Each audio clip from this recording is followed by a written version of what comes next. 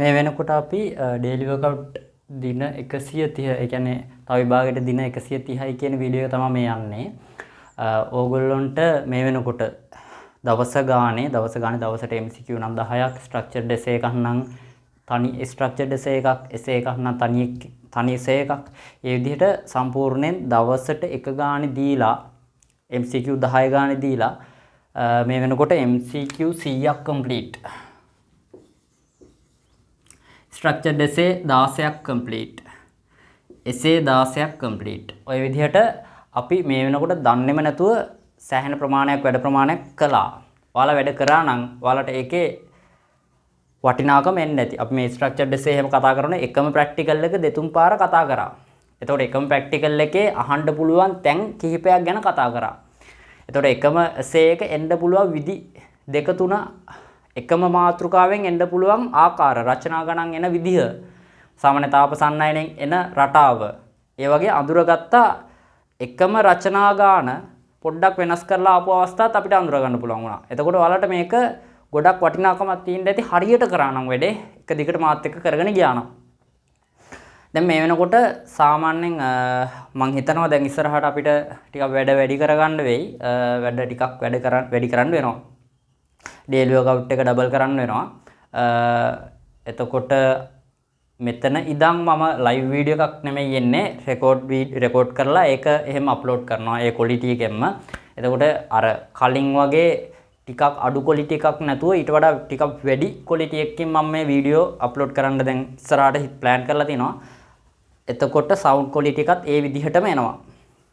දැන් ඉස්සරහට ඔයාලට දැන් ප්‍රොඩක්ට් එකක් විදිහට හරියට මේක ඔයාලට ඩිලිවර් වෙන්න ඕනේ. ඔයාලා අතට එනකොට මේක සවුන්ඩ් එකේ ක්වොලිටි එක, වීඩියෝ එකේ ක්වොලිටි එක උගන්නන එක පැහැදිලි වෙන්න ඕනේ. ඒක පැහැදිලි වෙන්න නම් සවුන්ඩ් එක හරියට තියෙන්න ඕනේ. ඒක පැහැදිලි වෙන්න නම් වීඩියෝ එක හරියට තියෙන්න ඕනේ. ඒ වගේ ඔක්කොම ක්වොලිටි එක ඔයාලා බලනවානේ. ඒ සේරම කම්ප්ලීට් කරලා ඔයාලට හම්බෙන්න තමයි මේ හදලා තියෙන්නේ. පුළුවන් තරම් උපරිම සාධාරණයක් කරන්න බලාපොරොත්තු වෙනවා මේ ඩේලි වර්කවුට් එක අස්සෙන් ඔයාලට ගිය පාරට වඩා මේ පාර. ගිය පාර MCQ සෙට් එකක් විතරනේ කරේ. මේ පාර ස්ට්‍රක්චර්ඩ් එසේ විදිහටත් යනවා. දැන් MCQ 10ක් අද තියෙන්නේ. මේ MCQ 10 කතා කරමු. එතකොට දැන් ඔයාලට සම්පූර්ණ විස්තරයක් ඇතුව හොඳට විවරණයක් ඇතුව විවරණේ ලියවන්න නැති වුණාට විවරණයක් ඇතුව මම මේක පැහැදිලි කරනවා හැම MCQ එකක්ම. ඒ විදිහට කරගෙන ආපු ප්‍රොජෙක්ට් එකක් නේ මේක. එතකොට මේක ඇතුලේ හරියට වැඩේ කරගත්ත ළමයින්ට සෑහෙන දැනුමක් එන්න ඇති. කම්මැලිකමට හිටපු ළමයින්ට දැන් අර ගොඩක් ළමයි ඉල්ලනවා තව වැඩි කරන්න කියලා. දැන් ඉස්සරහට වැඩි කරනවා. මට මේ කියන්නේ සාමාන්‍ය දවසට දෙන වැඩ ප්‍රමාණය මදි කියලා කියන්නේ. තව කරන්න පුළුවන් කියලා කියන ළමයි ඉන්න ඕන තරම්. එතකොට කොළඹ ප්‍රධාන පෙළ ඉස්කෝලවල විශාකාර ඔයල් වල ළමයි වැඩි කරන්න කියලා කියනවා. ඉතින් එතකොට මම මේක වැඩි කරන්න ඕනේ තව නේද? තව මේ ප්‍රමාණය නෙමෙයි මීට වඩා වැඩි කරන්න ඕනේ. එතකොට ඕගොල්ලොත් කුරුණෑගල දිස්ත්‍රික්කේ ළමයි පවා ඉන්නවා. ඒ සමහර ළමයි ඉන්නවා. දැන් මේ වෙනකොට ඩබල් කරලා මේක. يعني වට දෙකක් විතර ගහලා ඉවරයි මේ වෙනකොට 26 ළමයි.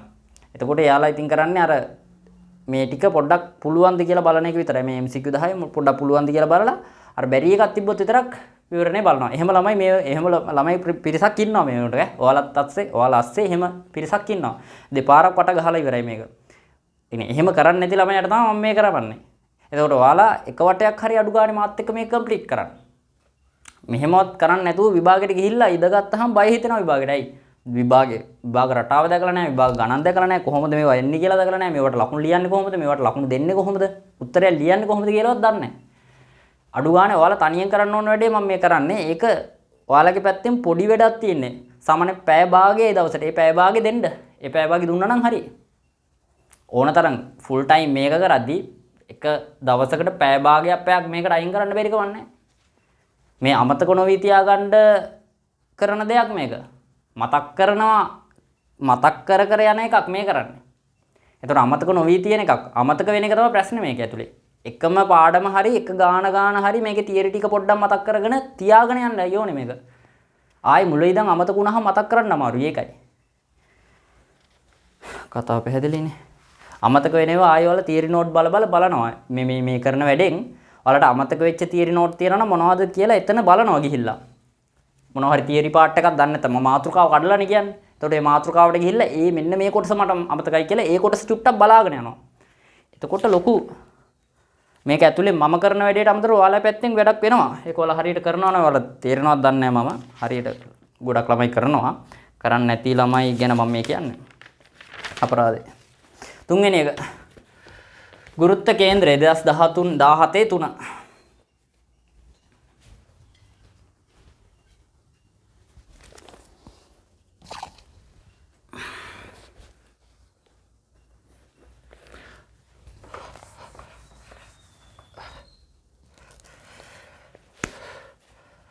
දෙදස් දාහතේ 3 ගුරුත්ව කේන්ද්‍රය. මේක මේ වගේ ගුරුත්ව කේන්ද්‍ර ගාණක් දුන්නාම මේ පේපර් එකේම කරන්න ඕනේ. ආයි රූපයක් අඳහම වෙන රූපයක් නේ අපි අඳින්නේ. මේ තියෙන රූපය අඳින්න ඕනේ. අඩු රූල් අරන් යන්න අනිවාර්යයෙන්. අඩු රූල් අරන් ගිහිල්ලා මැනලා ගන්න ඒවා. දැන් මේකේ මේ වගේ එකක් තියෙන්නේ. හැමදාම මම කියනවා ආලෝක කිරණ සටහන් සහ ගුරුත්ව කේන්ද්‍රය අඳිනකොට ගුරුත්ව කේන්ද්‍රය හොයන රූප සටහන් වල ඒ තියෙන රූපේ ඒ විදිහට අඳින්න පේපර් එකේම. දැන් මේකේ xy මෙතන x මෙතන y කියලා තියෙන අග්‍ර දෙක x හා y දෙකලවරවල් විවෘතව තිබෙනසේ කම්බිරාමුවක්. මේක. ඒතර කම්බිරාමුවක් ලෙස නමා ඇති එකාකාර සිහින් කම්බියක් රූපේ වෙන්න ඇත. කම්බිරාමුවේ ගුරුත්ව කේන්ද්‍ර පිහිටීම වඩාත්ම ඉඩ ඇති ලක්ෂ්‍ය වනුයේ කම්බිරාමුවේ. දැන් හරියට බලන්න. මෙන්න මෙතන දිගයි මේ පැත්තට තියෙන දිගයි ගත්තාම වෙනස්. හරි. අපිට නිකන් මෙහෙම එකක් කරන්න පුළුවන් නේද? මෙන්න මේ දෙන්නයි ගුරුත්ව කේන්ද්‍රය මේ හරිය හිතන්න පුළුවන්. අපිට මේක කඩන්න ඔයා හොඳට තේරුණොත් මේ වගේ ඒවා හැම වෙලේම හම්බ වෙනවා. මෙන්න මේ පැත්තට කැඩුවොත් හොඳ නැද්ද? ඉතින් මේක මෙන්න මේ කෑල්ල අපිට මේ පැත්තට කැඩුවොත් හොඳයි කියලා හිතෙන්නේ නැද්ද? නිකන් මෙහෙම කඩනවටත් වඩා හොඳ වැඩේ තමයි මේ විදිහට කඩන එක. මේ විදිහට කැඩුවාම මෙන්න මෙයා මෙතන බලපෑමක් තියෙන චුට්ටක් මෙයාව මෙතෙන්ට ගෙනල්ලා තියන්න නිකන් ඒ වගේ ආසන්න යනවනේ. ඒතකොට මේ දෙන්නයි ගුරුත්ව කේන්ද්‍රය ඒ දෙන්න හරි මැද්දේ. මේ වගේ එනවා. මේ දෙන්නයි ගුරුත්ව කේන්ද්‍රය මේ දෙන්න හරි මැද්දේ. ඔය වගේ එනවා. හරි. ඊට පස්සේ ඔය දෙන්න යා කරන රේඛාවේ ඔය දෙන්න හරි මැද්දේ තමයි ඔය ගුරුත්ව කේන්ද්‍රය තියෙන්න ඕනේ. මෙන්න මේ වගේ අහු වෙන්න ඕනේ. මෙන්න මේ වගේ පොයින්ට් එකකට අහු වෙන්න ඕනේ. එතකොට ආන්සර් එක එන්න ඕනේ නිකන් උදාහරණයකට D වගේ ආවනම් හරිනේ. ආන්සර් එක D. නිකන් මම මේක මෙතන තිබ්බට මේක චූට්ටක් මෙතෙන්ට ගෙනාවහා වගේ පුළුවන් හිතන්න පුළුවන්. දැන් මේක මෙන්න මේ කෑල්ල ඕනනම් අයින් කරන්නත් පුළුවන් අපිට. මේ කෑල්ල අයින් කරමුකෝ. මෙන්න මෙතනින්ම මේ කෑල්ලම අයින් කරමුකෝ. එතකොට මෙන්න මේ කොටසයි ඉන්නේ තියෙන්නේ. එතකොට මේ කොටසේ ගුරුත්ව කේන්ද්‍රය මේ හරිය එනවා. මේ කොටසේ ගුරුත්ව කේන්ද්‍රය මේ හරිය. ඔය දෙන්න හරි මැද්දේ මෙතනින් පොඩ්ඩක් මේ පැත්තට තල්ලු වෙනවා. නැත්තම් හිතන්න මේ සෙට් එකේම ගුරුත්ව කේන්ද්‍රය මේ හරිය ඉන්නවා. මේ සෙට් එකේම ගුරුත්ව කේන්ද්‍රය මේ හරිය ඉන්නවා. එතකොට මේ දෙන්න ස්කන්ධ සමානයි ආසන්නව. එතකොට මේ දෙන්නයි ගුරුත්ව කේන්ද්‍රය හරි මැද්දේ වගේ එන්න ඕනේ. එතකොට ආන්සර් එක D ට වගේ එන්න ඕනේ. අනිත් ඒවා එන්න විදියක් නැහැ නේ. D ට වගේ එන්න ඕනේ. ඒක ගෙස් කරලා ගන්න ඕනේ. ආන්සර් එක D. එතකොට උත්තරේ 4. ආන්සර් එක 4.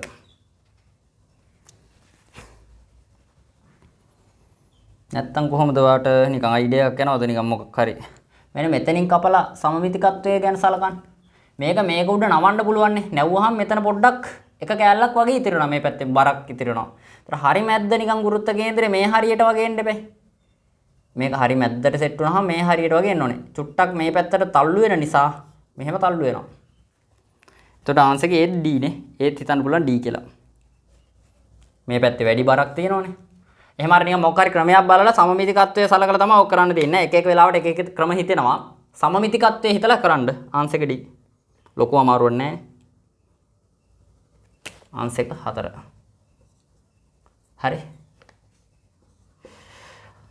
4 වෙනි එක අනුනාද නල පරීක්ෂාව. අනුනාද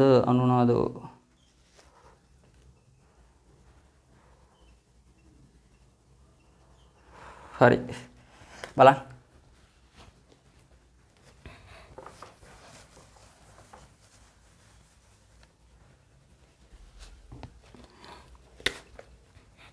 දෙදස් 17 4නේ අනුනාද නල. දැන් මේකේ මෙහෙමනේ තියෙන්නේ. සංඛ්‍යාත F1 සරසුලක් සමග එක් කෙලවරක් වැසූ නලයක් එහි මූලික සංඛ්‍යාතයෙන් අනුනාද වෙනවා. එක කෙලවරක් වහලා තියෙන අනිත් කෙලවර විවෘතයි. අපි එක කෙලවරක් වහපු එකක් අදිමුකෝ. මෙහෙම නලයක් තියෙන එක කෙලවරක් වහලා මේක මූලික තාණයෙන් අනුනාද වෙනවා නම් මෙහෙම යන්න ඕනේ නේ. එක මූලික තාණයෙන් අනුනාද වෙනවා නම් ඒ වගේ යන්න ඕනේ.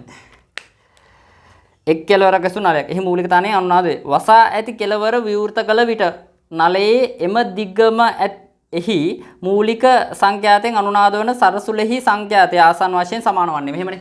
දැන් මේක දෙකලවර විවෘත කරනවා. විවෘත කරාම ඒකේ මූලික තාණය මෙන්න මෙහෙමනේ අදින මූලික රටාව තරංග රටාව අදින්න වෙන්නේ. දෙපැත්ත විවෘතව අදින්න ඕනේ. එතකොට මේ වගේ එකක් අදින්න වෙන්නේ. ඔක අවබෝධයෙන් ගන්න. දැන් මේකේ එළියේ තියෙන්න ඕනේ ප්‍රස්පන්දයක්. එතකොට මුල්ලක තියෙන්න ඕනේ නිෂ්පන්දේ. දැන් මේකේ ප්‍රස්පන්ද දෙක දෙපැත්තට සෙට් වෙන්න අදින්න පුළුවන් අඩු මේක. පුඩු භාගේ දෙපැත්තට සෙට් වෙන එක. එතකොට මෙතනත් තනි පුඩුවක් තියෙනවා. මෙතන පුඩු දෙකක් තියෙනවා. ඔයාලට තේරෙනවද? මෙතන මේ මෙතන පුඩු භාගයක් තියෙනවා. මෙතන පුඩු තනි එකක් තියෙනවා. පුඩු එකක්. මේ වගේ මේ කෑල්ල මේ පැත්තට ගෙනහම මෙහෙම අහු වෙනවා මේ. අතන පුඩු භාගයයි. එතන පුඩු භාගය මෙතන පුඩු එක. එතකොට මෙතන තරංගායාමයෙන් මෙතන තියෙන මේ තරංගායාමයෙන් දෙවෙනි එක්කෙනාගේ තරංගායාමයෙන් භාගයක් මේ තියෙන්නේ. මෙතන පළවෙනි එක්කෙනාගේ තරංගායාමයෙන් හතරෙන් පංගුවක් මේ තියෙන්නේ. එතකොට මෙතන දිග සමානයි මෙතන දිගට. වාතයේ ධ්වනි ප්‍රවේගයේ නියතයක්. දැන් අපිට ඕන ලියන්න පුළුවන් මෙහෙම මේ. හිතන්නකො මෙහෙම. මෙතන තරංගායාමයෙන් හතරෙන් පංගුවක් L ට සමානයි. මෙතන තරංගායාමයෙන් දෙකෙන් පංගුවක් L ට සමානයි. අපි මෙතන ලියමු L සමානයි λ1 බෙදීම 4. නිකන් මම මේ හිතන්න කියන්නේ. මෙතන L සමාන වෙනවා. මෙතන L සමාන වෙනවා λ2 බෙදීම 2. දැන් බලන්න. මෙතනින් අපිට ගත්තා මේ දෙන්න සමාන කරාම λ1 බෙදීම 4 සමානයි λ2 බෙදීම 2. මේක මේ පැත්තට ගියාම λ1 සමානයි 2යි λ2. දැන් මෙතන තරංගාය මෙතන අනිත් එක සංඛ්‍යාතේ භාගයක් වෙනවා. සංඛ්‍යාතේ දෙගුණයක් වෙනවා කියලා තේරෙනවා නේ. තරංගායාමයේ අඩු වෙලා තියෙනවා. මෙතන තරංගායාමයේ වගේ මෙතන තරංගායාමයේ භාගයක් වෙලා තියෙනවා. ඒක අර දැක්කහම තේරෙනවා මේ පුඩු භාගයක් පුඩු කාලක් පුඩු භාගයක් තියෙන්නේ. මෙතන සම්පූර්ණ පුඩුවක්ම තියෙනවා දිග L ට. එතකොට මෙතන තරංගායාමයේ භාගයක් වෙනවා කියන්නේ සංඛ්‍යාතේ දෙගුණයක් වෙනවා. V සමානයි F ලැම්ඩානේ. V සමානයි F ලැම්ඩානේ. V නියතයි. මේ ඇතුලේ තියෙන ධ්වනි ප්‍රවේගයේ නියතාගයක්. එතකොට මෙතන ලැම්ඩා භාගයක් වෙනවා කියන්නේ තරංග සංඛ්‍යාතයේ දෙගුණයක් වෙනවා. V නියත වෙන්න බෑ. තේරෙනවද? පළවෙනි තරංගායාමයේ වගේ දෙවෙනි තරංගායාමයේ දෙගුණයක් වෙලා මේ. දෙවෙනි තරංගායාමයේ වගේ දෙගුණයක් පළවෙනි තරංගායාමයට සමානයි. මේකනේ ඒකේ තේරුම. දෙවෙනි තරංගායාමයේ දෙකෙන් ගුණ කරාම පළවෙනි තරංගායාමයේ සමානයි. එහෙනම් පළවෙනි තරංගායාමයේ දෙකෙන් බෙදලා තමයි දෙවෙනි තරංගායාමය එන්නේ. එතකොට මෙතන තරංගායාමයේ භාගයක් වෙලා මෙතෙන්ට යනකොට ලැම්ඩා භාගයක් වෙලා. ලැම්ඩා භාගයක් වෙනවා නම් මෙතෙන්ට යනකොට සංඛ්‍යාතේ කී ගුණයක් වෙනවද? දෙගුණයක් වෙනවා මේ. ඔය දෙන්නයි ගුණිතේනේ. ධ්වනි ප්‍රවේගය නියතයි. ධ්වනි ප්‍රවේගය නියත නම් සංඛ්‍යාතයේ තරංගායාමයේ ගුණිතේ නියතයක්. එතකොට තරංගායාමයේ දෙකෙන් පංගුවක් වෙනවා කියන්නේ සංඛ්‍යාතයේ දෙගුණයක් වෙනවා. ඔච්චරයි. 2f සරසුලකින් ආය අනුනාද කරන්න ඕනේ මේක. මේකේ සරසුල වගේ මේක සංඛ්‍යාතයේ දෙගුණයක් තියෙන සරසුලකින් තමයි මෙතන අනුනාද වෙන්නේ මූලික අවස්ථාවේදී. පැහැදිලි ඇති. ආන්සර් 4.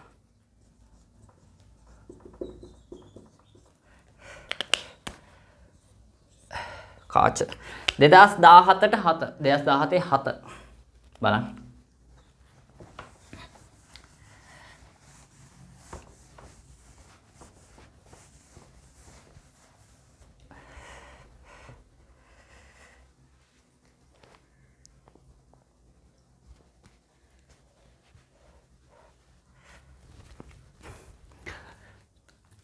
දෙදස් 7 ඒක තියෙන්නේ අයිස් වලින් සාදන ලද තුනී පාරදෘශ්‍ය උත්තල කාචයක්.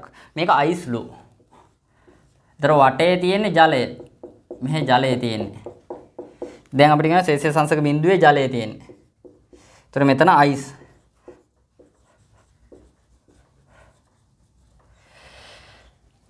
අයිස් වලින් සාදන ලද තුනී පාරදෘශ්‍ය උත්තල කාචය සෙල්සියස් අංශක බිඳුවේහි පවතින ජලයේහි ගිල්වා ඇති අතර සමාන්තර ආලෝක කිරණ රූපයේ පෙන්වා ඇති පරිදි කාචය මත පතනය වීමට සලස්වනු ලැබේ.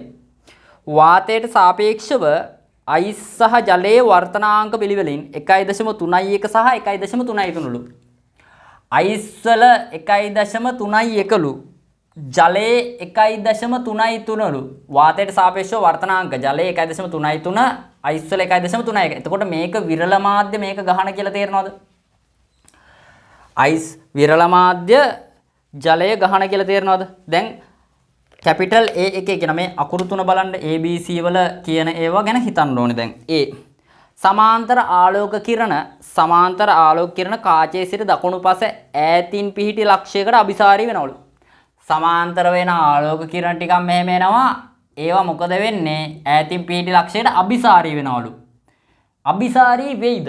මේ ගහන මාධ්‍යක විරල කාචයක්. එහෙනම් මේක අවතල කාචයක් විදිහට තමයි වැඩ කරන්නේ. මේක අභිසාරී කාචය නෙමෙයි අපසාරී කාචයක් විදිහට තමයි මේක වැඩ කරන්නේ. උත්තල කාචයක් තියෙන්නේ ඒක කන පිට ගහනවා. ඇයි? ගහන මාධ්‍යක විරල කාචයක් මේක. එහෙනම් අපසාරී කාචයක් විදිහට වැඩ කරන්න ගන්නවා මේක. තේරුණාද? එහෙනම් මේක එහා පැත්තේ තැනකට අභිසාරී වෙනව නෙමෙයි. මේ පැත්තේ තැනක ඉඳන් යනවා වගේ විහිදිලා යන්න ඕනේ. අපසාරී කාචයක් විදිහට වැඩ කරන එක වැරදි කතාව. B එකේ කියනවා මෙම තත්ත්වය යටතේ අයිස් කාචය අපසාරී කාචයක් ලෙස හැසිරේ. අපසාරී. ඔව් ඒක තමයි කතාව. C ඊට පස්සේ මෙම තත්ත්වය යටතේ තාත්වික ප්‍රතිබිම්බ නිරීක්ෂණය කළ නොහැකි වේ. ඔව් තාත්වික ප්‍රතිබිම්බ නිරීක්ෂණය කරන්න බෑ. මොකද හේතුව මේක අපසාරී කාචයක් විදිහට වැඩ කරන්නේ. එතකොට මේක ඇත්තටම ආලෝක කිරණ එකතු වෙන්නේ නැහැ. තාත්වික ප්‍රතිබිම්බය හැදෙන්න මේක උත්තල කාචයක් විදිහට වැඩ කරන්න ඕනේ. උත්තල කාචයක් විදිහට වැඩ කරොත් තමයි එහා පැත්තෙන් මේ විදිහට එකතු වෙන්නේ. එතකොට මේක අවතල කාචයක් නිසා මේකේ තාත්වික ප්‍රතිබිම්බ හදන්න බෑ. අතාත්වික ප්‍රතිබිම්බ තමයි හැදෙන්නේ. එළියට නැහැරෙන්නේ හැම වෙලෙම. හැබැයි මෙහෙම එකක් තියෙනවා ඈ. තාත්වික ප්‍රතිබිම්බ නිරීක්ෂණය කළ නොහැකි වේ කියන්නේ මේ දැන් මේ කතාව පළවෙනියටම කතා කරලා තිනවා මේ ආලෝක කිරණ මෙහෙම සමාන්තර ආලෝක කිරණ ටිකක් ඇවිල්ලා තිනවා. මේ ආපු සමාන්තර ආලෝක කිරණ වලින් නම් තාත්වික ප්‍රතිබිම්බයන් නිරීක්ෂණය කරන්න බෑ. අතාත්වික ප්‍රතිබිම්බ තමයි නිරීක්ෂණය කරන්න. හැබැයි මේක මේ විදිහට අභිසාරී වෙන ආලෝක කිරණයක් එවුවොත් ඒ කියන්නේ අභිසාරී මෙන්න මේ හරියට අභිසාරී වෙන ආලෝක කිරණ සෙට් එකක් එවුවොත් ඒක අපසාරී වෙලා ඊට එහා පැත්තෙන් තාත්වික ප්‍රතිබිම්බ හදන්න පුළුවන්. දැන් ගාණේ කියලා තියෙන්නේ වාතයට සාපේක්ෂව මෙන්න මෙච්චර වර්තනාංක ඇත අයිස් වලින් සාධන දාද උත්තල කාචයක් පවතින ජලය ගිල්වා ඇති අතර සමාන්තර ආලෝක කිරණය රූපයේ පෙන්වා ඇති පරිදි කාචය මත පත වීමට සලස්වනු ලැබේ. ඔන්න ඔය කතාව යටතේ අපි යන්න ඕනේ. ඒ කියන්නේ මේකට සමාන්තර ආලෝක කිරණ ටිකක් එනවා. ඒ කතාව යටතේ තමයි අපි යන්න ඕනේ. දැන් අලුතෙන් ආලෝක කිරණ යවන කතන්දරයක් ගැන අපිට හිතන්න බෑ. එතකොට දැන් මේ සමාන්තරව එන ආලෝක කිරණ වලින් තාත්වික ප්‍රතිබිම්බයක් හදන්න පුළුවන්ද කියලා හිතුවොත් බෑ. මේ දැනටමත් සමාන්තර ආලෝක කිරණ ඒවල ඉවරයි. අභිසාරී ආලෝක කිරණ ටිකක් අලුතෙන් හිතන්න බෑ අපිට. එතකොට මේ යටතේ මේක තාත්වික ප්‍රතිබිම්බ නිරීක්ෂණය කරන්න බෑ. මේ යටතේ නිරීක්ෂණය කරන්න වෙන්නේ අතාත්වික ප්‍රතිබිම්බ විතරයි. එතකොට ඒකත් හරි. නොහැකි වේ කියන හින්දා හරි. තාත්වික ප්‍රතිබිම්බ නිරීක්ෂණය කරන්න බෑ කියන හින්දා හරි. එතකොට B හා C පමණක් සත්‍ය වේ. එහෙම උත්තරයක් තියෙනවානේ. ආන්සර් එක 5.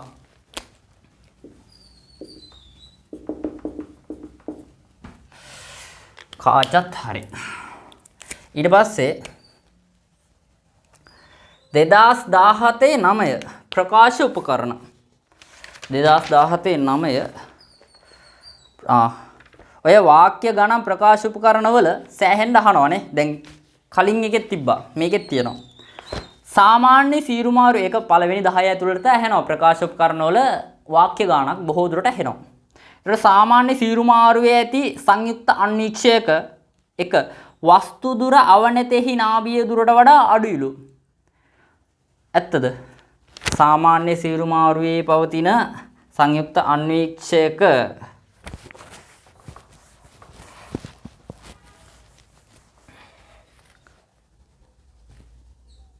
සංයුක්ත අන්වීක්ෂයක් කියන්නේ ඒකට තියෙනවා මොනවද කාචද වර්ග දෙකයි. එකක් අවනත අනිත් එකට කියන හැ ළඟින් තියෙන එකට උපනත.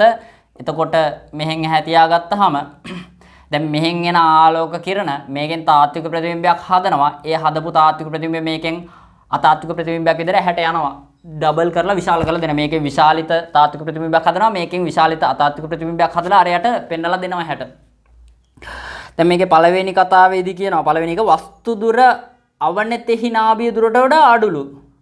වස්තු දුර අවනතෙහි නාභිය දුරට වඩා අඩුලු. ඇත්තද කතාව? මේ අවනතට තියෙන වස්තුව තියන්න ඕනේ අවනත කියන්නේ F ඕනේ නාභියට වඩා ඇතුලෙන්ද එළියෙන්ද?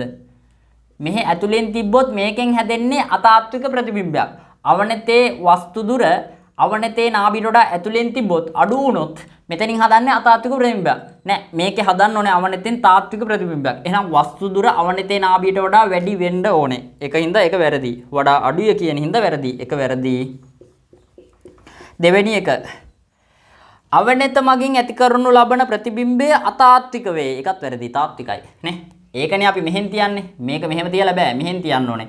තියන්න ඕනේ ඇත්තටම 2යි F0යි F0යි අතර. මෙයාගේ නාභියත් නාභි 2යි දුරත් අතර තිබ්බොත් තමයි විශාල එකක්. නැත්තම් 2යි F ටත් ඈතින් තිබ්බොත් වැඩේ වර්ධිනවා. ඇයි?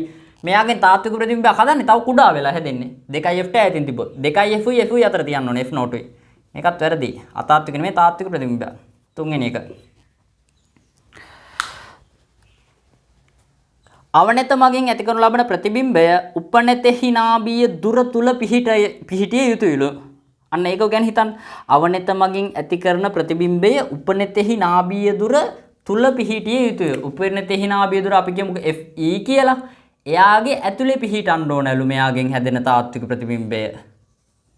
මෙහෙම ඇතුලේ පිහිටන්න ඕනලු. ඇත්ත. ඒක හරි. ඇයි මෙයාගෙන් හැදෙන්නේ අතාත්වික විශාල ප්‍රතිබිම්බයක් උඩුකුරු. හරිද? මෙයාගෙන් හැදෙන මෙයාගේ යටිකුරු දැන් ප්‍රධාන වශයෙන් මෙයා සංයුක්ත අන්වීක්ෂයේම අවසාන ප්‍රතිබිම්බයේ යටිකුරු වෙනවා. ඒක හරි. මෙයාගෙන් හැදෙන්නේ මෙයාට වස්තුව මේකනේ. එයාට සාපේක්ෂව එයාගේ ප්‍රතිබිම්බයේ උඩුකුරුයි.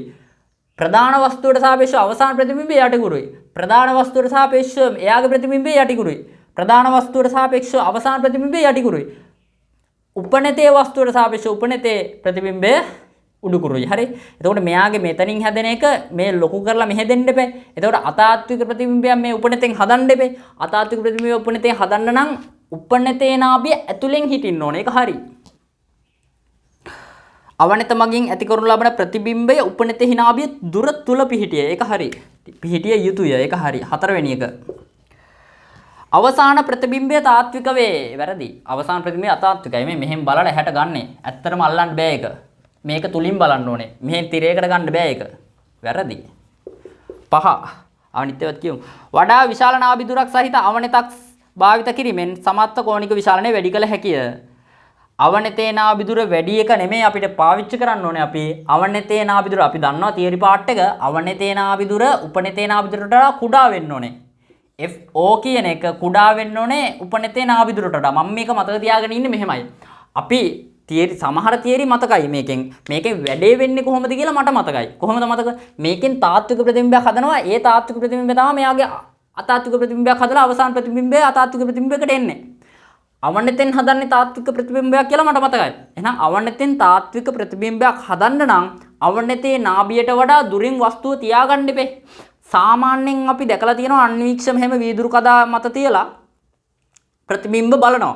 එතකොට අවනතේ නාභි දුර ගොඩක් විශාල වුණොත් සාමාන්‍ය දුරක්වත් විශාල වුණොත් අවනතේ නාභි දුර ඒ දුරටත් වඩා දුරින් වස්තුව තියාගන්න ගත්තොත් මෙහෙම අවනත මෙහෙම අන්වීක්ෂයේ දිහා බලලා වීදුරු කදාව මෙහෙම ළඟ තියාගන්න බෑ. ඒ කියන්නේ මෙහෙම පැත්තරවත් තියන්න වෙනවා. ටිකක් දුරින් තියන්න බෑ. නෑ අපි හොඳට දැකලා තියෙනවා අවනතට වඩා ටිකක් ඈතින් වීදුරු කදාව තියලා අපි සෛල නිරීක්ෂණය කරනවා. එතකොට අපිට හොඳට පේනවා මේකේ අවනත සහ වස්තු දුර ඉතා කුඩායි. එහෙනම් ඊටත් වඩා අඩු වෙන්න ඕනේ අවනතේ නාභි දුර. අවනතේ නාභි දුර තමයි කුඩා වෙන්න ඕනේ. හේතුව අවනතෙන් තාත්වික ප්‍රතිබිම්බයක් හදා ගන්න ඕනේ. එහෙනම් අවනතට වඩා දුරින් වස්තු තියන්න ඕනේ. ඒ තියෙන වස්තු දුර ලොකු දුරකින් තියන්න බෑ. ළඟින් තියන්න වෙනවා. එතකොට අවනත නාභි දුර ඊටත් වඩා කුඩා වෙන්න ඕනේ. සාමාන්‍යයෙන් අවනතේ නාභි දුර කුඩායි උපනතේ නාභි දුරට වඩා. ඒක මතක තියාගන්න හැමයි මම. ඒකම නෙමෙයි හේතුව. ඒ වුණාට ඒම හේතුවෙන් තමයි මම මතක තියාගන්නේ. අවනතෙන් හදන්නේ තාත්වික ප්‍රතිබිම්බයක්. තාත්වික ප්‍රතිබිම්බයක් හදන්න අවනතේ නාභියට වඩා ඈතින් වස්තුව තියන්න ඕනේ. එහෙනම් අවනතේ නාභිය කෙටි වෙන්න ඕනේ නේ. අන්න එහෙම තමයි මම මතක තියාගන්නේ. එතකොට අවනතේ නාභිය දුර කෙටි, උපනතේ නාභි දුර විශාලයි. එතකොට දුරේක්ෂයක උපනතේ නාභි දුර විශාලයි, අවනතේ නාභි දුර කෙටි. දුරේක්ෂයක. ඒකේ අනිත් පැත්ත තමයි හැම වෙලේම දුරේක්ෂය. එතකොට මේ පහත් හරි ඈ. පහ වැරදි ඈ. පහත් වැරදි ආන්සර් 3.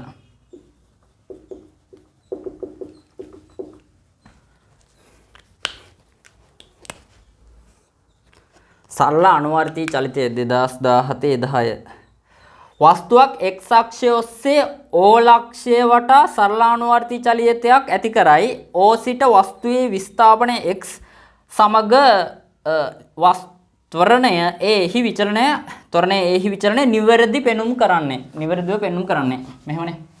මේක නම් අපි දැනගෙන ඉන්න ඕනේ ප්‍රධාන සූත්‍රය. සල්ලානුවාදී චලිතය කියන්නේ මෙහෙම ඕ මූල ලක්ෂයේ ඉඳන් එක පැත්තකට මෙහෙම චලිත වෙලා ආය අනිත් පැත්තට මෙහෙම චලිත වෙලා ඉන්ලක් කෙලවරට චලිත වෙලා මෙහෙම ආය අනිත් පැත්තට චලිත වෙලා මෙහෙම එන එකක්නේ. එතකොට මේක තමයි විස්තරය කියන්නේ. මේක තමයි විස්තරය කියන්නේ. අපි කියමු පොදු අවස්ථාවක් මෙන්න මේ වගේ තැනක මේ වස්තුව තියෙනවා නම් මේ දුර අපි කියමුකෝ සිම්පල් x නම් ත්වරණයේ තියෙන හැම වෙලෙම කේන්ද්‍රයේ දිශාවට. ත්වරණයේ තියෙන්නේ කේන්ද්‍රයේ දිශාවට. දැන් විස්ථාපනයේට ත්වරණය ප්‍රතිවිරුද්ධ දිශාවේ තියෙන්නේ. එතකොට අපිට ත්වරණය ලියන්න පුළුවන් ඍණ ඔමෙගා වර්ග x. ඔන්න ඕක තමයි ප්‍රධාන මූලික සූත්‍රය. මේකට අනුව යන්න ඕනේ ඍණ ඔමෙගා වර්ග x. විස්ථාපනයේට ත්වරණය අනුලෝමව සමානුපාතිකයි. නමුත් විස්ථාපනයේට විරුද්ධ දිශාවට ත්වරණය තියෙන නිසා ඍණ ලකුණක් දානවා. මෙතෙන්ට එන්නේ ඔමෙගා වර්ගය. a සමානයි ඍණ ඔමෙගා. නියතය ඔමෙගා වර්ගය. එතකොට මේ ඔමෙගා කියන්නේ මේකේ ඔමෙගා හොයන්න බෑ අපිට. මේකේ කෝණයක්වත් හොයන්න බෑ. කෝණික ප්‍රවේගයක් කියන්නේ තප්පරයට කැරකෙන කෝණයනේ. මේකේ කෝණයක් හොයන්න බෑ. මේකේ කෝණය කියන්නේ මීට මේ සල්ලානුවාදී චලිත වලට අදාළව ඊට අනුරූප වෘත්ත චලිතයක් තියෙනවා. මේක නම් සල්ලානුවාදී චලිතය මීට අදාළ වෘත්ත චලිතයක් තියෙනවා. මේ සල්ලානුවාදී චලිතය මෙතන ඉද්දි මෙයා මෙතන. මෙයා මෙතන ඉද්දි මෙතන. මෙයා මෙතන ඉද්දි මේ කෙලවරේ. මෙතන ඉද්දි ආයේ මේ හරියේ. මෙතන ඉද්දි ආයේ මෙතන. මෙතන ඉද්දි මෙතන.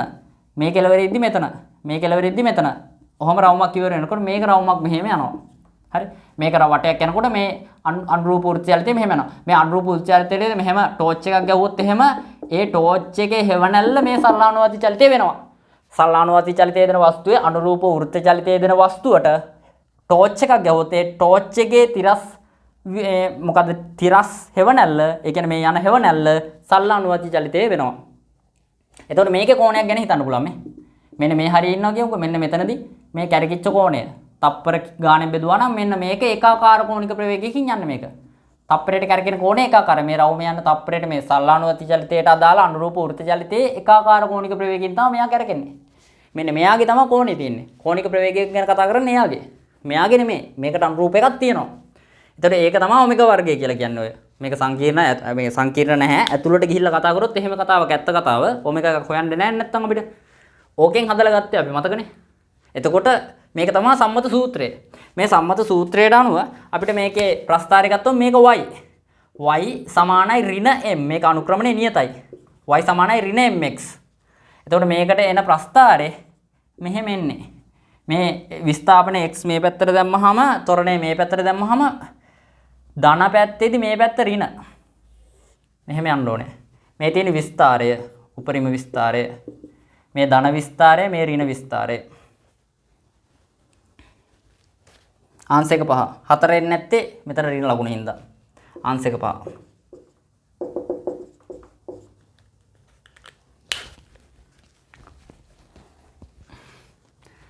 ඊළඟට තීර්යක තරංග. කතාව පහදෙන්නේ. තීර්යක තරංග යටතේ 2017 11 ඇදි තන්තුවක ප්‍රගමන තීර්යක තරංග පිළිබඳව කර ඇති පහත ප්‍රකාශ අතුරින් කුමක් සත්‍ය නොවේද? ඇදි තන්තුවක් මෙහෙම තියෙනවා ප්‍රගමන තීර්යක තරංග. මෙහෙම යනවා මේක මේ. මෙහෙම රැල්ලක් කොහොම ගහලා නිකන් පුඩුවක් දෙනවා කියලා දන්න. මෙහෙම ස්පන්දනය දෙනවා. මේක මෙහෙම යනවා මේක දිගේ. දැකලා තියෙනවනේ. අර ඔහම ස්ලින්කිය තියෙන්නේ ස්ලින්කිය. මෙහෙම යන්නේ. ඔහොම රැල්ලක් යනවා. මෙහෙම යන්නේ. ආයේ වගේ. එතකොට තීර්යක තරංග කියන්නේ අංශු කම්පණය වෙන්නේ මෙහෙට. මේක යනවා එහෙට. දැන් තන්තුවේ අංශු වල චලිත දිශාව තරංගයේ ප්‍රචාරණය වන දිශාවට ලම්බක වේ. ඒක හරි. සත්‍ය නොවේද කියන එක අහන්නේ. තරංගයේ ප්‍රචාරණය වෙන්නේ මේ දිශාවට. අංශු චලිත වෙන්නේ ඉහළට පහළට. ලම්බක වෙනවා. ඒක හරි. ඒක හරි. 2. තන්තුවේ ආතතිය නියත විට තරංගයේ වේගය වස්තුවේ ඒකක දිගක ස්කන්ධෙහි වර්ගමූලයට ප්‍රතිලෝමව සමානුපාතික වෙනවලු. ඒකත් හරි. තන්තුවේ තරංගයේ ධ්වනි ප්‍රවේගයක් තරංගයේ ප්‍රවේගයක් තියෙනවනේ. තරංගයේ තන්තුව ඇතුලේ තරංගයේ ප්‍රවේගයක් තියෙනවනේ. තන්තුව ඇතුලේ තරංගයේ ප්‍රචාරණය වෙන ප්‍රවේගයක් තියෙනවනේ. ඒ v1 ලියන්න තියෙන්නේ තන්තුවේ ආතතිය බෙදීම ඒකක දිගක ස්කන්ධය. මේ තියෙන්නේ ඒකක දිගක ස්කන්ධය. එතකොට තන්තුවේ ආතතිය නියතයි නම් v අනුලෝම ප්‍රතිලෝමව සමානුපාතිකයි මූල m ට. ඒක තමයි මේ කියලා තියෙන්නේ. කියලා තියෙන තන්තුවේ ආතතිය නියත විට තරංගයේ වේගය තන්තුවේ ඒකක දිගක ස්කන්ධයෙහි මූලයට ප්‍රතිලෝමව සමානුපාතිකයි. එහෙම කියපු හින්දා හරි. නැත්තම් තන්තුවේ ඒකක දිගක ස්කන්ධයට ප්‍රතිලෝමව සමානුපාතික වේ කියලා කිව්වන වැරදි. කතාව හරි. දෙවෙනි එක, තුන්වෙනි එක. තුන්වෙනි එකේ කියනවා තරංගය මගින් රැගෙන යන ශක්තිය තරංගයේ විස්තරය මත රඳා පවතිනවලු. ඔව් නේ. රැගෙන යන ශක්තිය මේ විස්තරය මත රඳා පවතිනවා. විස්තරය ගොඩ වැඩි නම් හිතන්න නිකන් අර කොහොමද ඒ කියන්නේ මුහුදු රැල්ල තියෙනවා සුනාමි රැල්ල තියෙන්නේ. සුනාමි රැල්ල ගොඩ වේගෙන් එනවා ගැඹුරු මුහුදේදී. ගොඩ බිමට ආවම ඒකේ වේගය අඩුයි. නමුත් ඒකේ විස්තරය අර ගබඩාවේ චරක විභව ශක්තියක් විදිහට ගබඩා වෙනවා. ප්‍රවේගය අඩු වෙනවා ළඟට ආවම. ගැඹුරු අඩු වෙද්දි ප්‍රවේගය අඩු වෙනවනේ. අඩු වෙලා මේක මුහුද ගොඩ බිමට එනකොට ඒකේ ලොකු මීටර් ගණන් මීටර් 100 ගණන් උඩින් එන්නේ ඕක. රැල්ල ලොකු උඩකින් එන්නේ. එතකොට හිතන්නකො ලොකු පර්වත වගේ ජල ස්කන්ධ හිතන්නකො නිය වතුර කූඹි සෙට් එකක් ඉන්නවා වතුර ටිකක් මෙහෙම හලනවා. අන්න ඒ වගේ තමයි හැරිලා යනවනේ. නිකන් පොළවේ පොඩි පොළවක් තියෙනවා වතුර පාරක් ගහුවම වතුර පාල උඩ ඉඳන් ගැහුවොත් වතුර බාස්කට් එක නිකන් අර පොළවේ හැරිලා යනවනේ. ඒ වගේ අර ලොකු රැල්ලක් එනකොට වදිනවා. සෑහෙන ශක්තියක් එනවා. අපිව නිකන් කූඹි රැල්ලක් වගේ තමයි ඉතින් ඒතකොට. ඉවරයි ආය. හරගෙන යනවා. එතකොට ඒකේ විස්තරය මත රඳා පවතිනවා. රැල්ල උඩට එන්න රඳා. දැන් මේකෙත් හිතන්නකෝ මේ තන්තුවේ රැල්ල උඩට යන්න මේ තන්තුවේ විස්තරය උපරිම වෙන්න මේකේ ශක්තිය වැඩි. ලොකුවට දැන් මෙහෙම පොඩි එකක් ගහුවාම යන ශක්තියයි මෙහෙම කරලා ගහුවාම යන ශක්තියයි දෙකක්. විස්තරය මත රඳා පවතින ශක්තිය. ඒක හරි. හතරවෙනි එක. තන්තුවේහි ඇතිවන තරංග පරාවර්තනය කළ නොහැකිලු. තන්තුවේහි ඇතිවන තරංග පරාවර්තනය කළ නොහැකිලු. මොකද බැරි? මෙතන ගහනවා මෘදු. මේක දෘඩ. නැත්තම් මෙතන මුද්දක් දැම්මොත් මේක මෘදු පරාවර්තනය වෙනවා. මේක පරාවර්තනය වෙලා යනවා අනිත් පැත්තට. මේක මෙතන හයි කරොත් දෘඩ පරාවර්තනය වෙනවා. මෘදු පරාවර්තනයේදී මොකද වෙන්නේ? මේක උඩින් යනවා. එතකොට මේ තන්තුව මෙහෙ ගියේ එක මෙන්න මේක නම් ස්පන්දය මෙහෙම වෙලා එනවා මේ පැත්තට. දෘඩ පරාවර්තනයක් නම් වෙන්නේ යටින් එනවා. හරි. එතකොට හැඩේ ගත්තාම මෙහෙම යනවා නම් මේක මෙහෙම නම් හැඩේ මුලින් ගිය එක මුලින් එන්න ඕනේ. මේ තියෙන මෘදු පරාවර්තනය. මේ තියෙන මෘදු පරාවර්තනය මෙහෙම ආපු එක. මේ තියෙන දෘඩ පරාවර්තනය. මුලින් ආපු එක මුලින් ගියපු එක මුලින් එන්න ඕනේ. මෙන්න මේ හැඩේ. මේ තියෙන්නේ දෘඩ පරාවර්තනය. මේ තියෙන මෘදු පරාවර්තනය. මෘදු පරාවර්තනයේදී මුද්දක් වගේ එකක් දැම්ම නම් හරි. එහෙම මතක තියාගන්න. හරි. මුද්ද දැම්මම මේක උඩ යනවනේ මුද්දත් එක්ක. මේක සුමට මුද්දක් සයිකලද. මේක නිකන් මෙතන බැඳලා ගැට ගහලා බැඳලා. ඒතර දුරට ඒක උඩට යන්න බෑ. ඒක පහළට යනවා ඊට පස්සේ තන්තුව. මේ යටින් යනවා. මතකයි නේ ඔවා. ඒතර මේක තමයි වැරදි. මේක තමයි එහෙනම් උත්තරේ නේ. ආන්සර් එක 4. පස්වෙනි එක දෙන ලද මොහොතකදී තන්තුවේ අනුයාත අංශු දෙක එකම වේගයෙන් හරි දෙන ලද මොහොතකදී තන්තුවේ අනුයාත අංශු දෙකක් එකම වේගයෙන් ගමන් නොකරයි. ඔව් මේ අනුයාත අංශු දෙකක් ගත්තාම මේ බලන්න මෙහෙමනේ කම්පණය වෙන්නේ.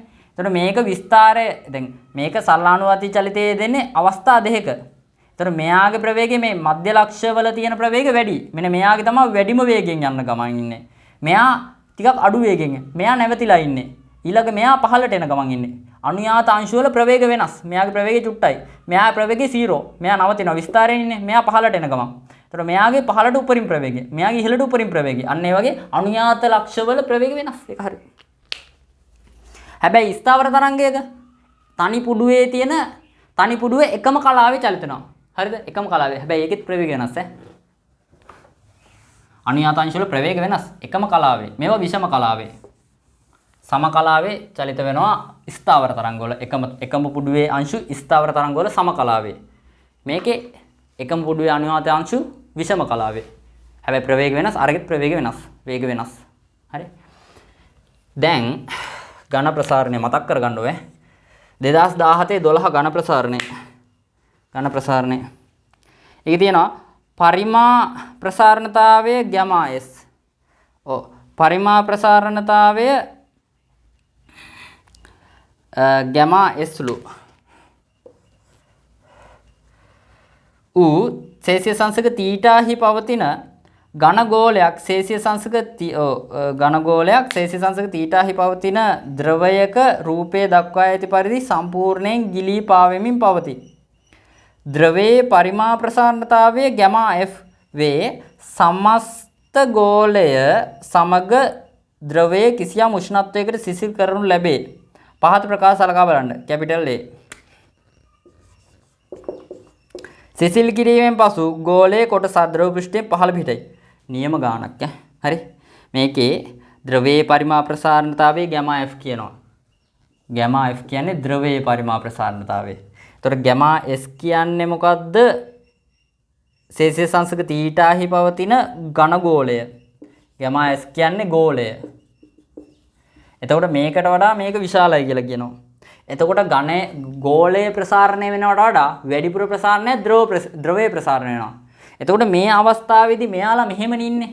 මේ ද්‍රවය මේ විදිහට යන්තම් මෙහෙම ඉන්නවා. දැන් මට කියන්නේ යම් කිසි වස්තුවක් යම් කිසි ද්‍රවයක් හෝ ඝනයක් ප්‍රසාරණය වෙනකොට ඒකේ ඝනත්වය අඩු වෙනවනේ. එතකොට මෙයාගේ දැන් මේ දෙන්න මෙහෙම ඉන්නවා කියන්නේ යන්තම් ගිලිලා පාවෙනවනේ. ඝනත්ව සමාන අවස්ථාවේ තියෙන්නේ දැන්. දැන් ඝනත්ව සමාන අවස්ථාවේ තියෙන. ඒකයි යන්තම් ගිලී පාවෙන්නේ. සම්පූර්ණ වස්තුවම ගිලිලා පාවෙනවා කියන්නේ යන්තම් ගිලී පාවෙනවා කියන්නේ ඝනත්ව සමානයි. එතකොට තව චුට්ටක් රත් කරනකොට මෙයාගේ ඝනත්වය රත් කරනකොට ප්‍රසාරණය කරනකොට ඝනත්වය අඩු වෙනවා කියලා ෂුවර්නේ. එතකොට මෙයාගේ ඝනත්වයේ ප්‍රසාරණ සංගුණකයේ වැඩි නිසා ද්‍රවයේ ප්‍රසාරණ සංගුණකයේ වැඩි නිසා ද්‍රවයේ ඝනත්වය අඩු වෙන ගතිය වැඩි. හරිද? එතකොට සිසිල් කිරීමෙන් පසු ගෝලයේ කොටසක් ද්‍රව පෘෂ්ඨය. සිසිල් කරන එක නේ අහන්නේ. එතකොට සිසිල් කරනකොට මෙයාගේ ඝනත්වය අඩු වෙන ප්‍රමාණය වැඩි. ද්‍රවයේ ඝනත්වය අඩු වෙන ප්‍රමාණය වැඩි. සිසිල් කරද්දී ඝනත්වය අඩු වෙනවනේ. වැරදුනා. ඝනත්වය වැඩි වෙනවා. හරිද?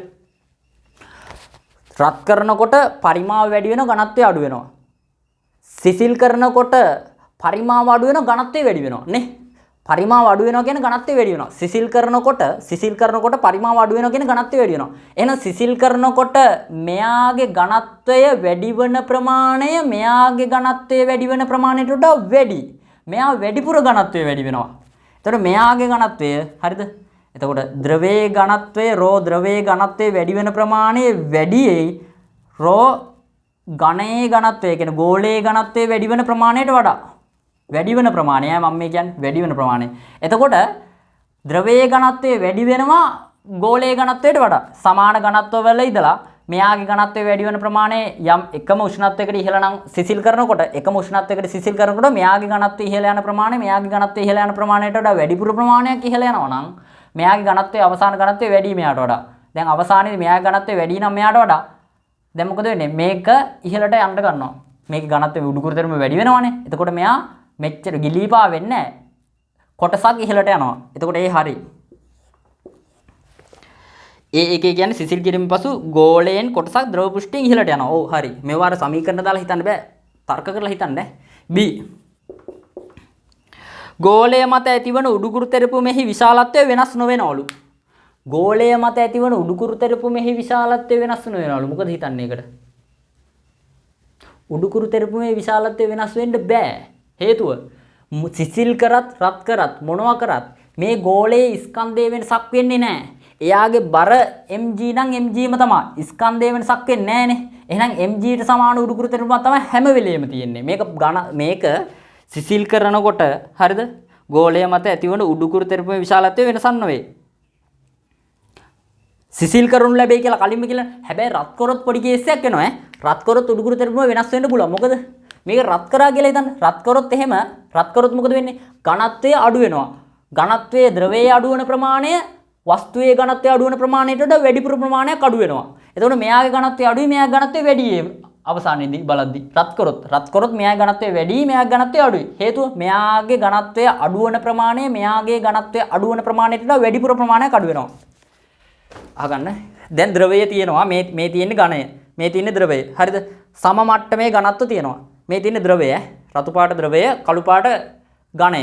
එතකොට රත් කරනවා අපි. රත් කරාම ඝනත්ව අඩු වෙනවනේ. ද්‍රවයේ බලපෑම වැඩි. පරිමාප ප්‍රසාරණතාවය වැඩිනේ. ද්‍රවයේ ඝනත්වය අඩු වෙන ප්‍රමාණය ඝනයේ ඝනත්වය අඩු වෙන ප්‍රමාණයට වැඩිපුර ප්‍රමාණයක් අඩු වෙනවා. දැන් ද්‍රවයේ ඝනත්වය අඩුයි ඝනයේ ඝනත්වයට වඩා. එතකොට ගෝලයේ ඝනත්වයට වඩා ද්‍රවයේ ඝනත්වය අඩුයි. එහෙනම් ගෝලයේ ඝනත්වයට වඩා ද්‍රවයේ ඝනත්වය අඩුයි නම් ද්‍රවයට වඩා වැඩි ඝනත්වයක් තියෙන එකම මේකට දාපු ගමන් ගිලෙනවා. ගිලුණාම උඩුකුරු තෙරපුමක් හම්බ වෙනවා. එතකොට මේකේ බැලන්ස් වෙන්නේ උඩුකුරු තෙරපුම අභිලම්බ ප්‍රතික්‍රියාවක් හම්බ වෙනවා මේ පෘෂ්ඨයට වැටෙනවනේ. වැටුණාන් පස්සේ අභිලම්බ ප්‍රතික්‍රියාව දාන උඩුකුරු තෙරපුම තමයි බරට සමාන වෙන්නේ. එතකොට උඩුකුරු තෙරපුම චුට්ටක් අඩු වෙනවා. ඇයි ඒ? අභිලම්බ ප්‍රතික්‍රියාවෙන් යම්කිසි ප්‍රමාණයක් අරගෙන. බරට සමාන වෙන්නේ අභිලම්බ ප්‍රතික්‍රියාව දාන උඩුකුරු තෙරපුම. අන්න එතකොට උඩුකුරු තෙරපුම අඩු වෙනවා. මේක පාවෙන තාක්කල් ඉපුලුම් නියමයේ උඩුකුරු තෙරපුම සමානයි බර. එතකොට සිසිල් කරද්දි මේක තවත් පාවෙන්න ගන්නවා. ආයිත් තව දුරටත් පාවෙනවා. එතකොට සිසිල් කරා කියලා රත් කරත් එහෙම තමයි. සිසිල් කරත් රත් කරත් ස්කන්ධේ වෙනසක් වෙන්නේ නැහැ. රත් කරද්දි කේස් එක වෙන්නේ පහළට යනවනේ. දැන් මේකේ සිසිල් කරද්දි මේක පාවෙනවනේ තව දුරටත්. තව දුරටත් පාවෙනවනේ ස්කන්ධේ වෙනසක් වෙන්නේ නැහැ. බරට සමාන උඩුකුරු තෙරපුම තමයි හැම වෙලේම හම්බෙන්නේ. එතකොට මොකක්ද කියන්නේ? B එක ගෝලය මත ඇති වන උඩුකුරු තෙරපුමේ විශාලත්වය වෙනසක් නෙවෙයි. ඒක හරි. වෙනසක් නෙවෙයි. හරි. C ඉම්මන්ට යන් ගණසානේ සිසිල් කිරීමෙන් පසු ගෝලයේ ඝනත්වය ද්‍රවයේ ඝනත්වයට වඩා වැඩි වෙනවලු. සිසිල් කරාන් පස්සේ ගෝලයේ ඝනත්වය ද්‍රවයේ ඝනත්වයට වඩා වැඩි වෙනවා කියන එක වැරදි. මේක ඉහළට පාවෙනවනේ. සිසිල් කරද්දි ඝනත්ව අඩු වෙනවා කියලා වැඩි වෙනවා කියලා ෂුවර්නේ. සිසිල් කරද්දි ඝනත්ව මොකද වෙන්නේ? උෂ්ණත්වය පහළ බහිද්දි ඝනත්ව වැඩි වෙනවා. ඝනත්ව වැඩි වෙද්දී මේ වෙලාවේ ඝනත්ව සමාන අවස්ථාවේ තිබිලා ද්‍රවයේ ඝනත්වයේ වැඩි වෙන ප්‍රමාණය ඝනයේ ඝනත්වයේ වැඩි වෙන ප්‍රමාණයට වඩා වැඩි ප්‍රමාණයක් ද්‍රවයේ ඝනත්වයේ වැඩි වෙනවා. එතකොට ද්‍රවයේ ඝනත්වයේ වැඩි ඝනයේ ඝනත්වයේ අඩුයි. ගෝලයේ ඝනත්වයේ අඩුයි. ඒකයි මේක පාවෙන්න ගන්නෙ. මේක කියලා තියෙන්නේ සිසිල් කිරීමෙන් පසු ගෝලයේ ඝනත්වයේ ද්‍රවයේ ඝනත්වයට වඩා වැඩි කියලා. ඒක වැරදි. A හා B පමණක් සත්‍ය වේ ආන්සර් එක 3.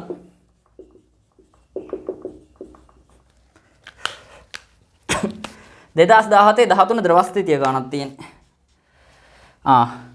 පරිමාව ඝන මීටර එකක් සහ ඝනත්වය ඝන මීටර කිලෝග්‍රෑම් 8000ක් වූ ගෝල ඝන ලෝහ පරිමාව ඝන මීටර එකක් සහ ඝනත්වය ඝන මීටර කිලෝග්‍රෑම් 8000ක් වූ ඝන ලෝහ කුට්ටියක් වැවක පතුලෙහි නිශ්චලව පවතී. කුට්ටිය වැවෙහි පතුලේ යන්තමින් පා කිරීමට රූපේ පෙන්වා ඇති පරිදි එයට සවිකල යුතු හීලියම් පුරවන ලද බැලුනේක පරිමාව කොපමණද? හීලියම් සමග බැලුනේ ස්කන්ධය නොසලකා හරින්නලු ජලයේ ඝනත්වයේ ඝන මීටර කිලෝග්‍රෑම් 1000ක්ලු.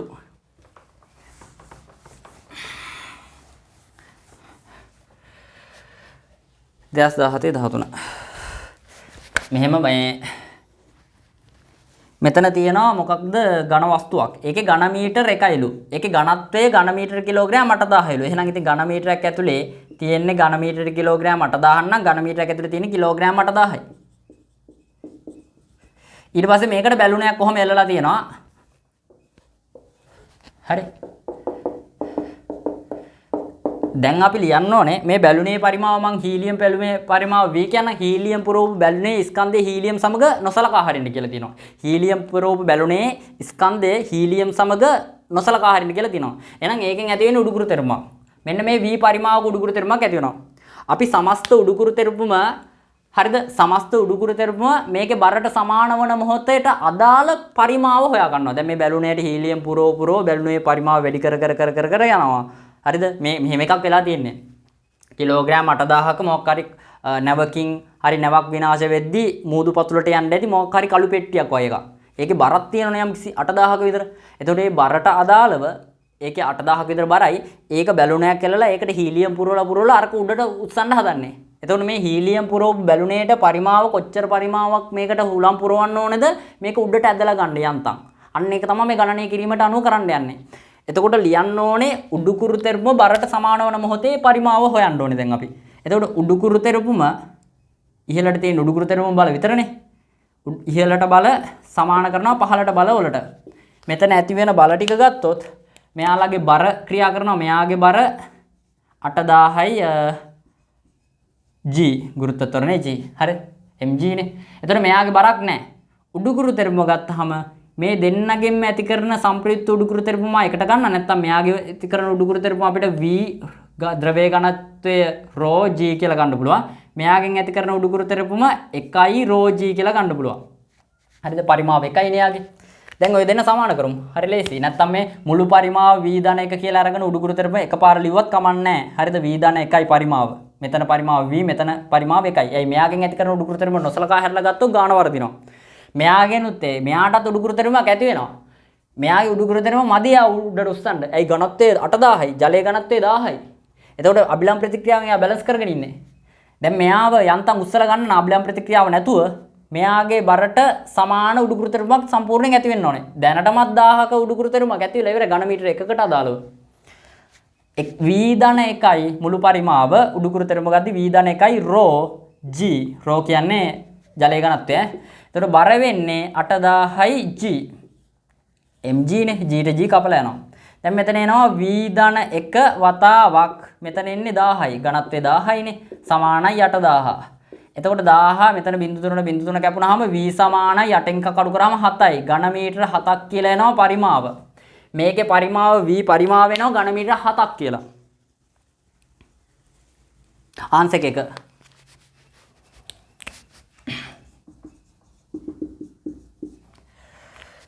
ඊළඟට ද්‍රව ස්ථිතිය හරි. දැන් වර්තනය 2017 14 වෙනි ගාන.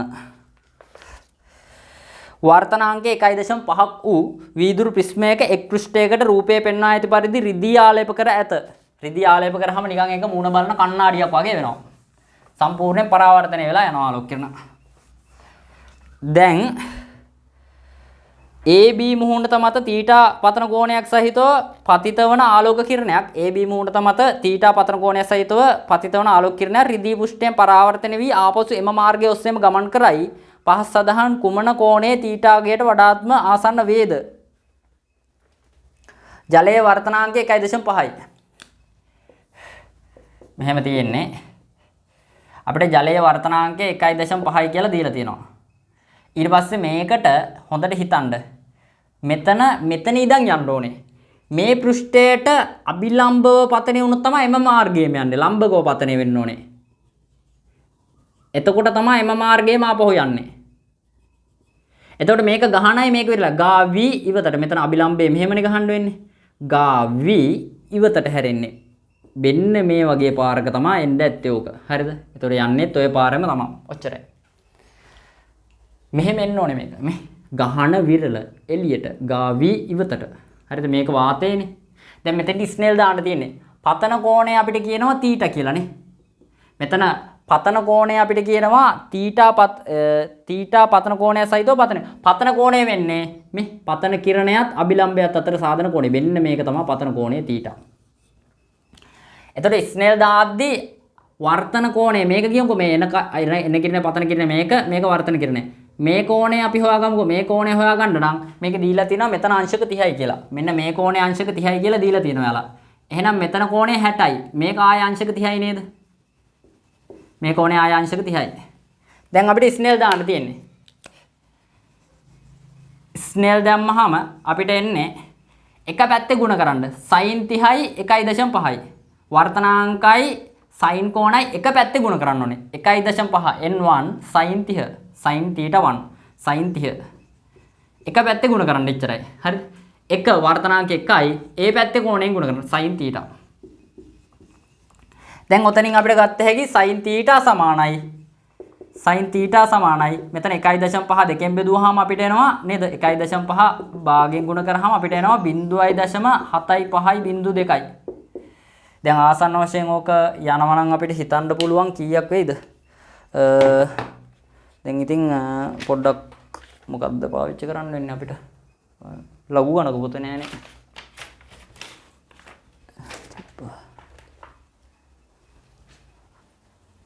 බලන්න සයින් ඔන්න ඔගේ සයින් ඉන්වර්ස් ප්‍රතිසයින් බලන්න ඕනේ.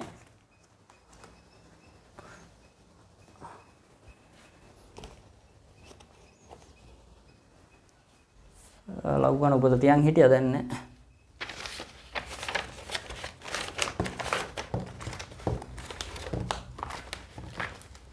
බලලා ගන්න.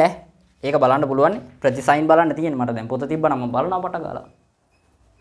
පොත නෑ. හරි. බලලා ගන්න. ඕක මහ ලොකු දෙයක් නෑනේ. මේක O level කාලේ උගන්නන්නේ වනේ. ප්‍රතිසයින් බලන්න. ඒතර 0.5ට වඩා වැඩි. අංශක 30ට වඩා අනිවාර්යයෙන් වැඩි. එකයට මූල අංශක 45ටත් මූල 3 කියන්නේ 1.7යි ගානන්නේ. මූල 3.2 කියන්නේ 1.7 ගාණක් 1.7 ගාණ බෙදුවාම 0.8යි මූල 3ට වඩා අංශක 60ට වඩා අඩුයි. අංශක 60යි අංශක 45යි අතර වගේ එන්න ඕනේ. බලන්නකෝ. හරි.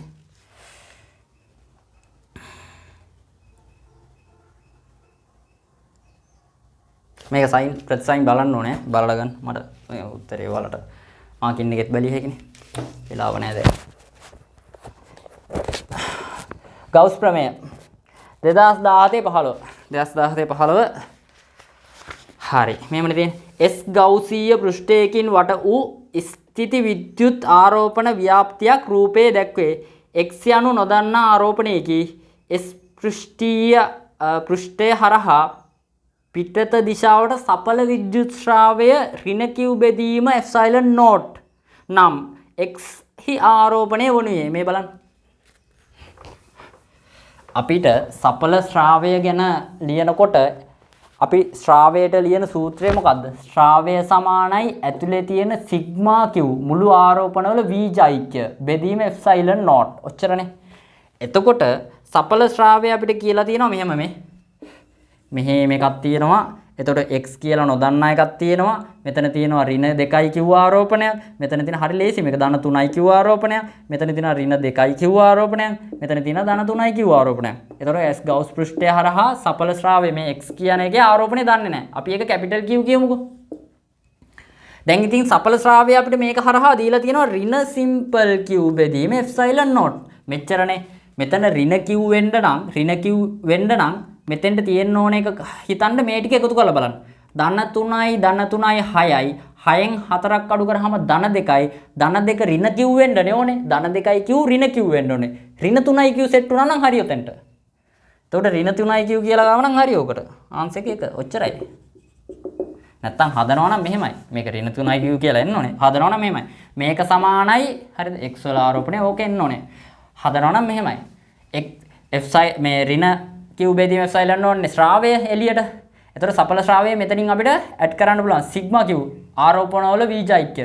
ඍණ 2යි Q තියෙනවා ධන 3යි Q තියෙනවා මම මේක කැපිටල් Q කියලා ගන්නම්. එතකොට මෙතන තියෙනවා ධන 3යි Q මෙතන තියෙනවා ඍණ 2යි Q. කැපිටල් Q ආරෝපණය හොයාගන්න තියෙන එප්සයිලන් නෝට්. එප්සයිලන් නෝට් කපලා යනවා. දැන් මෙතන එනවා ඍණ Q මෙතනින් එනවා ඍණ 2යි Q ඍණ 2යි Q ඍණ 4යි Q මෙතනින් එනවා ධන 3යි Q ධන 3යි Q ධන 6යි Q ධන Q. එතකොට මෙතනින් මේක මේ පැත්තට ආවම ධන 4යි Q ධන 4යි Q ඍණ Q සෙට් වුණාම ධන 3යි Q මේක මේ පැත්තට ආවම ඍණ 6යි Q. එතකොට Q කියන එක එනවා ඍණ 3යි Q කියලා. ආන්සර් එක. ඔච්චරයි. සමීකරණයෙන් හදනවා නම් ඔහමයි හිතින් හදනවා නම් අර එහෙමයි. හරි? වැඩ ටික කරගෙන යන්න දිගටම. හරි? මහ ලොකු දෙයක් නෑ. එක්සෑම් එක නිකම්ම ලියන්න පුළුවන්. හරි. එහෙනම් අදට එන්ඩ් කරනවා. ඔච්චරයි ඉතින්. දිගට කරගෙන තව සාමාන්‍ය දවස් 30ක් විතර යනකොට තව වැඩ ප්‍රමාණයක් අපි වැඩි කරනවා. ඒකත් එක්ක අපි තව චුට්ටයි තියන්න තියෙන මේ මෙච්චර අල්ලන් ආව එකේ තව චුට්ටක් අල්ලන් යන්න.